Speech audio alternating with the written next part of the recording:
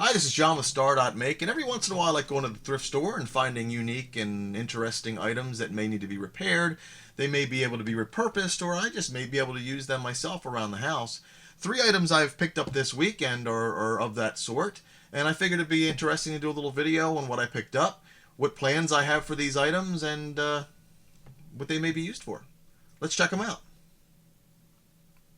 Okay, so first I have this stainless steel kitchen canister, and what I'm using now is a stainless steel canister from my darkroom. But what I use these for, I put this right next to my 3D printer, and any failed prints or cut off filament, or if I'm extruding filament for a two-color operation, I'll usually throw them in here. And it really is a lot better to throw them in here than to throw them kind of on your print table or whatever, because a lot of times they pick up static electricity and they find themselves all over the house. So while this isn't very exciting, it's kind of exciting for me. I can put my old container back in my darkroom, and if you don't have yourself a little failed print 3D print spittoon here, then I highly recommend getting one. It makes it easier just to throw things in there as you're working with it, and that way you don't get all those little 3D printed filaments or anything kind of gumming up the works of your 3D printer. So that's really neat. Also, it's neat to kind of take a look back at what you've done over the past week and reflect on, okay, here's a failed 3D print. What did I do? What did I do to repair that print? And who knows, you may even use it use a part of your print for something else. So highly recommend getting one of these. It doesn't have to be stainless steel, although I think it may be pretty good for static electricity. Put that off to the side. The next thing I picked up was just an interesting glass dish, and the main thing I thought was interesting is it's completely smooth on the inside. And while I'm not thinking of storing 1970s and 60s rock candy in here, I thought about using it for a mold, because on the back, while it has a little bit of an area down here that is recessed, the top is really smooth. And my thinking is, if you were to print a pattern on a 1 or 2 layer thick piece of piece of filament, and you get it heated up, you can put it in here and it will take the shape of this, and you can make some pretty custom 3D candy dishes or just containers like that. I think you can use the bottom as well, as long as you don't mind this recess. And if we have a problem with this recess, I may fill this in with epoxy just to make sure, just to see how that works. Or if you were to model your flat 3D printed disc or plate, or however we're going to do this, you can model a little bit thicker here to take care of this recessed area, melt it, and then allow it to drape itself over here. Pop the 3D print out, and then there's your bowl there. So I thought that was a pretty interesting find, and it's not a bad piece right there. It's just one of those kind of old decor looking things. So it may work out. Now the third thing I was thinking of, and I've been actually eyeballing this on Amazon for a while, and unfortunately it really wasn't a deal. I saved about $2 off of the lowest price or the lowest Amazon Prime price that they had.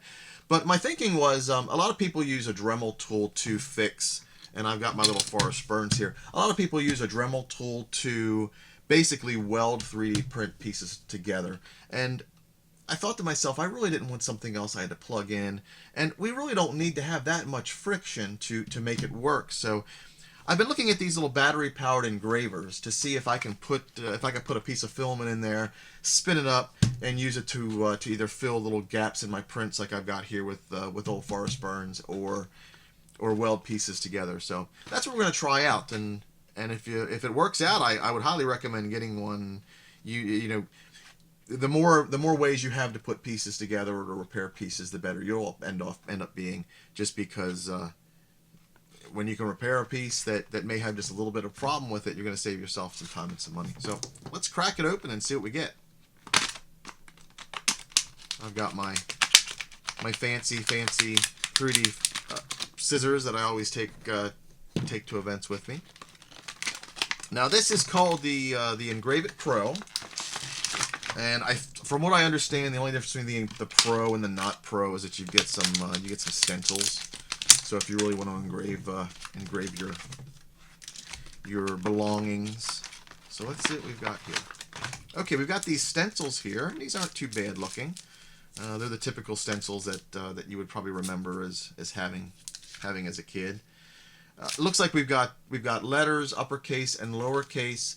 We've got numbers, and on the back, it almost looks like we've got designs and doodads and things. So I'll put that there. And let's see what we've got here. Put a piece of paper there. Okay, we've got some, looks like some rose designs and some inspirational stuff, which is nice. It's you know, it's nice. I don't think we'd ever use it. I will probably give these away, but you never know. You may have somebody in the family that you like. And this is actually from a company by the name of Spark Innovators Corp. And you know, they're not sponsored or anything. And it's just something that seemed to be. They all look about the same. These battery powered engravers. So I'm sure whichever one you get, it's probably, who knows? It may be made in the same company, the same factory, I should say, because they all pretty much look the same. So let's see. There's nothing else in the packaging. Let's see what we've got here. I have no idea how to use this. I believe you just pull that off. Maybe not. I guess it'd be good to read the instructions on this, but you know, who reads the instructions anyway? I did manage to finagle some batteries. Let's put them in there and check this out. And let's see first if it actually works.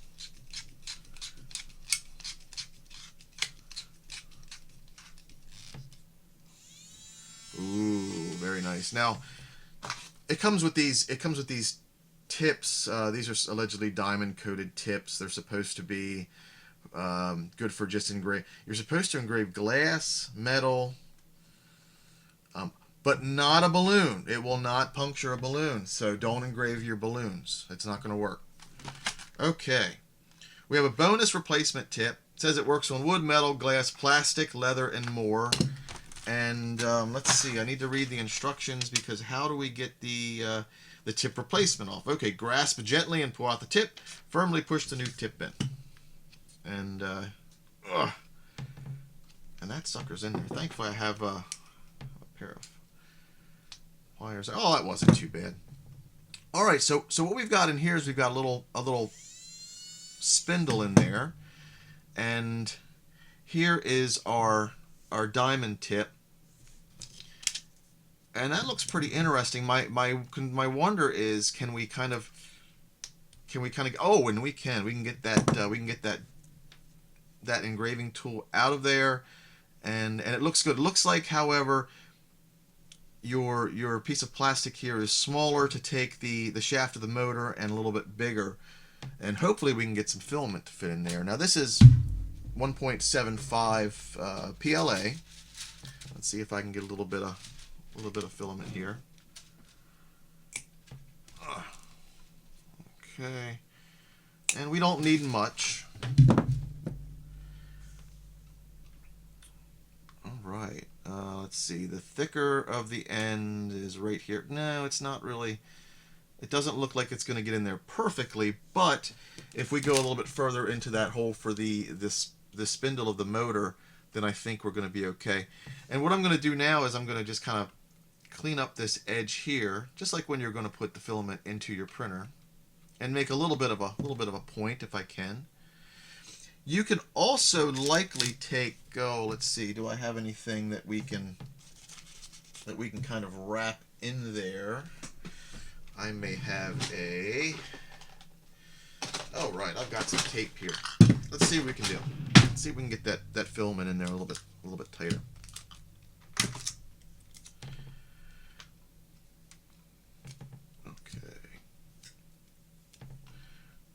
Okay, let's wrap him around a little bit.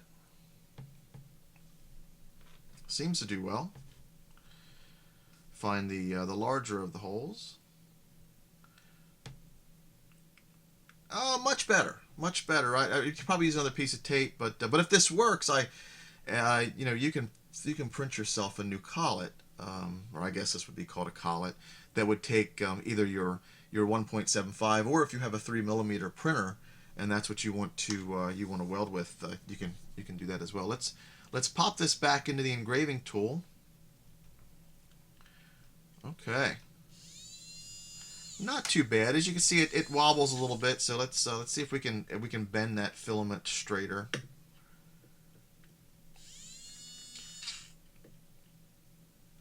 And as you know, what we're doing here is we're using the friction of our PLA filament to basically just melt down and either glue some pieces together or fill in some gaps. I'm going to do something on the back of your print. Don't try this out on something that's good, and we're going to see how good we can get it.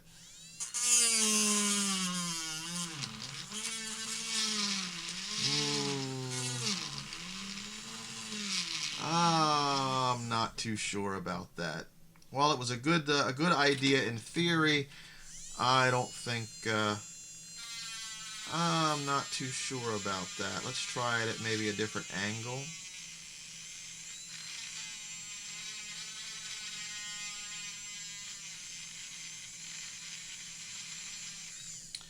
Well, it looks like we're creating a little bit of a hole there, and we've got a little bit of the filament pulled off. So I'm not really sure we're going to get where we want to be with this guy.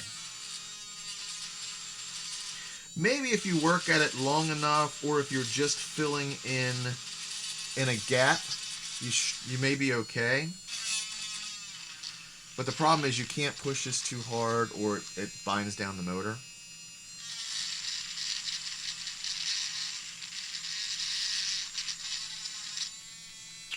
I mean, actually, for really tiny missed spots caused by either your printer or your slicer, it actually looks like it may be working. I can feel the heat on the back of the print, so I know it's generating at least a little bit.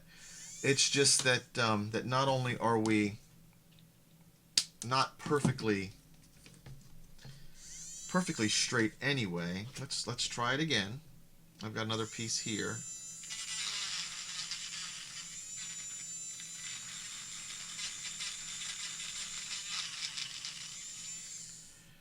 No, it's instead of actually melting the plastic, we're pretty much just the action is just causing it to grind down on the edges. Let me I did notice it was a little bit loose. Let me put another piece of tape on that, cut the back off,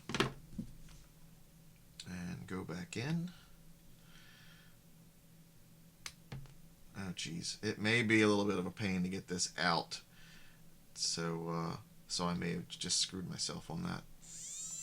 Alright, that doesn't seem like it's going anywhere. Let's give it one more try.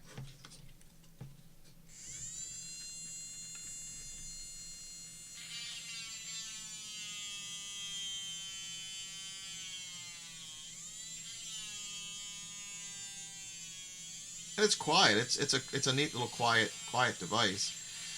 It may be beneficial for us to see if we can give it a little bit more power to use it for what we're using it for. Of course, voiding the warranty, and I'm sure the Engraver Pro people don't want us doing that. But yeah, I'm going to call a fail on that. While the tool itself may be good, and if anybody wants to see me, to just try it for engraving, which of course is another good project, just leave me a comment down below. The problem is it just doesn't have enough power. If we find a way, if we can bump the power up, right now it's 3 volts. If we can bump the power up a little bit, maybe make a new case for it. That may be a project in the future.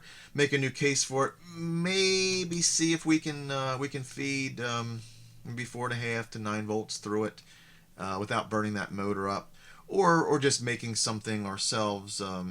kind of using the case, it may be pretty interesting to do. But unfortunately for this, for our purposes, which would be plastic welding and filling in gaps and holes, it's just not going to work out for us.